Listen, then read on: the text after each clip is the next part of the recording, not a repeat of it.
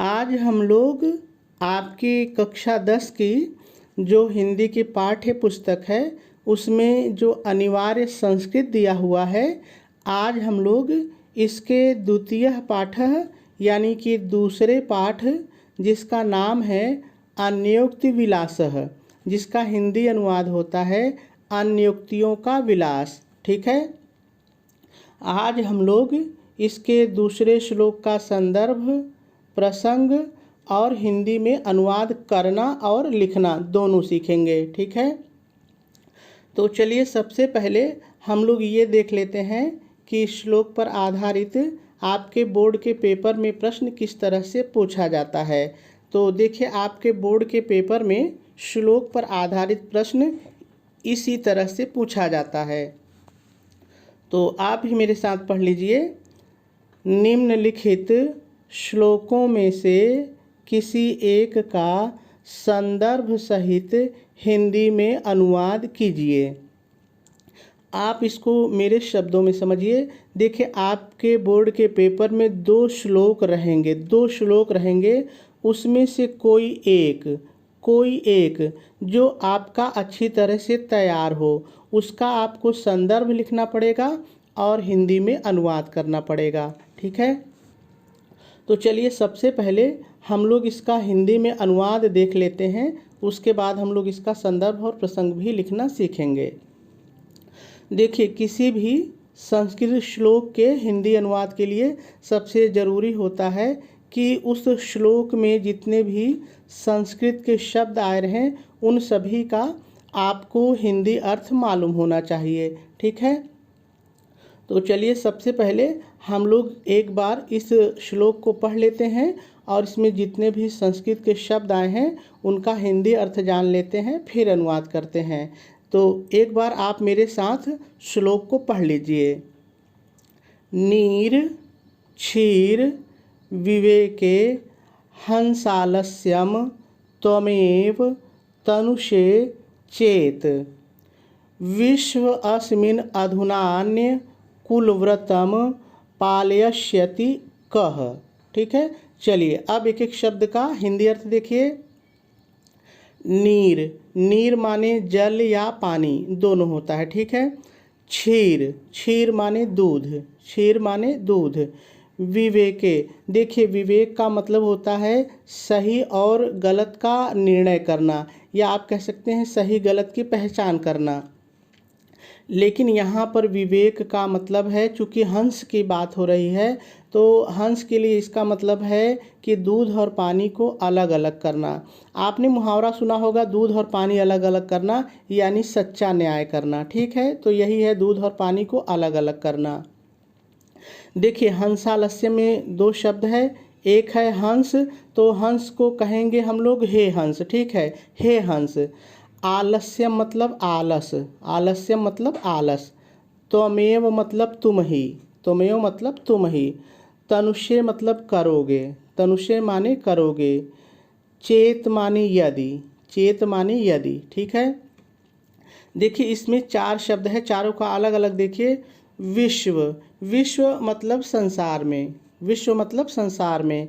अस्मिन का मतलब अस्मिन माने इस। अधुना मतलब अब। और अन्य माने दूसरा। तो पूरे को एक साथ यदि देखेंगे तो हो जाएगा अब इस विश्व में दूसरा। किसी भी शब्द को आप आगे पीछे करके वाक्य बना सकते हैं, बस आपका वाक्य बनना चाहिए। ठीक है, चलिए आगे देखिए। कुलव्रतम कुल धर्म। ठीक है, या कुल धर्म का भी आप कह सकते हैं। पालयष्यति मतलब पालन करना। कह माने कौन। ठीक है, तो सभी शब्दों का हिंदी अर्थ हम लोगों ने देख लिया। चलिए अब हम लोग इसका अनुवाद करते हैं। आप अनुवाद हेडिंग डालेंगे और लिखेंगे, यहाँ से शुरू करेंगे। हे हंस यदि तुम ही दूध और पानी का विवेक करने में अर्थात अलग करने में आलस आलस करोगे तो अब इस संसार में दूसरा कौन कुल धर्म का पालन करेगा। देखिए, इस श्लोक का अर्थ तो यही हुआ, लेकिन अब आपको इसका भाव भी अपने से जोड़ करके लिखना पड़ेगा।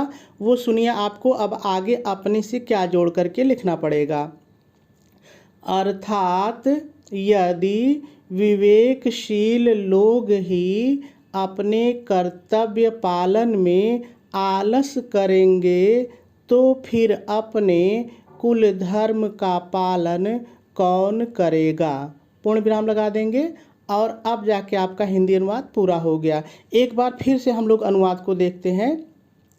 देखिए, आप अनुवाद हेडिंग डालेंगे, डैश डालेंगे और डैश डाल करके लिखेंगे, हे हंस, यदि तुम ही पानी और दूध, चाहे दूध और पानी कहिए, चाहे पानी और दूध, ठीक, कोई दिक्कत नहीं है, दूध और पानी विवेक करने अर्थात अलग करने में आलस करोगे तो अब इस संसार में दूसरा कौन है जो कुल धर्म का पालन करेगा। अब आपको अपने से जोड़ना है। अर्थात यदि विवेकशील लोग ही अपने कर्तव्य पालन में आलस करेंगे तो फिर अपने कुल धर्म का पालन कौन करेगा। ठीक है, और आपका अनुवाद पूरा हो जाएगा। अब हम लोगों को परीक्षा में लिखना कैसे है, चलिए इसको देखते हैं। देखिए, सबसे पहले आप प्रश्न उत्तर नंबर डालेंगे और ये 4 नंबर पर आएगा। ठीक है, 20 नंबर के पहले आपके बहुविकल्पीय प्रश्न होंगे OMR वाले, उसके बाद चौथे नंबर पर ये होगा। देखिए, यदि आप अथवा वाला करेंगे तो अथवा लिखेंगे, नहीं तो इसको नहीं लिखेंगे, केवल 4 ही लिखेंगे। ठीक है, प्रश्न उत्तर नंबर 4। चूँकि मैंने ये मान करके इसको हल किया है कि मैंने अथवा वाला किया है तो मैंने अथवा भी लिख दिया, 4 का अथवा। ठीक है, प्रश्न उत्तर नंबर डालने के बाद कम से कम 2 से 3 लाइन आप छोड़ेंगे। उसके बाद जो श्लोक हल करेंगे उसका शुरू का और अंतिम का थोड़ा सा लिख लेंगे। ठीक है, उसके बाद पुनः 2 से 3 लाइन छोड़ेंगे और संदर्भ हेडिंग डालेंगे और लिखेंगे। संदर्भ कैसे लिखेंगे, देखिए, प्रस्तुत श्लोक हमारी पाठ्य पुस्तक हिंदी के संस्कृत खंड में संकलित अन्योक्ति विलास शीर्षक से उद्धृत है। और आपका संदर्भ पूरा हो जाएगा, क्योंकि हिंदी की तरह संस्कृत के पाठों में लेखक या रचयिता नहीं है तो उनका नाम नहीं लिखना है। ठीक है, अब यहाँ आपको ध्यान क्या देना है कि किताब का नाम और जो शीर्षक का नाम होगा या आप जिसको पाठ का नाम कहते हैं उसको काले रंग की पेन से थोड़ा हाईलाइट करेंगे और सिंगल इन्वर्टेड कामा में लिखेंगे। ठीक है, चलिए आगे देखिए। देखिए, जब आपका संदर्भ पूरा हो जाए तो फिर 2 से 3 लाइन छोड़िए, सटा के बिल्कुल मत लिखिए।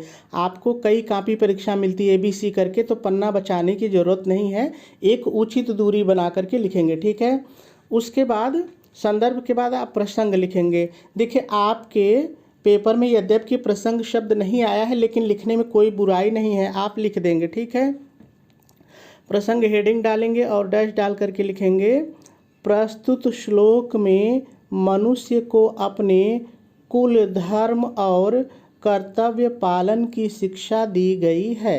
ठीक है, और प्रसंग आपका पूरा हो जाएगा। चलिए अब अनुवाद की बात करते हैं। देखिए, प्रसंग के बाद फिर आप 2 से 3 लाइन छोड़ देंगे। ठीक है, उसके बाद हेडिंग डालेंगे हिंदी में अनुवाद।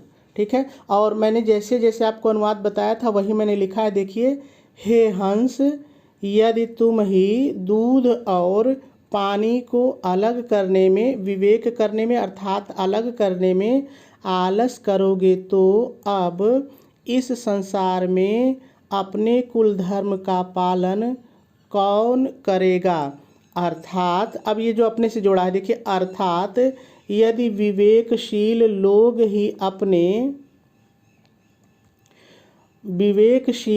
ही अपने कर्तव्य पालन में आलस करेंगे तो फिर अपने कुल धर्म का पालन कौन करेगा। पूर्ण विराम लगा देंगे और आपका हिंदी अनुवाद भी पूरा हो जाएगा।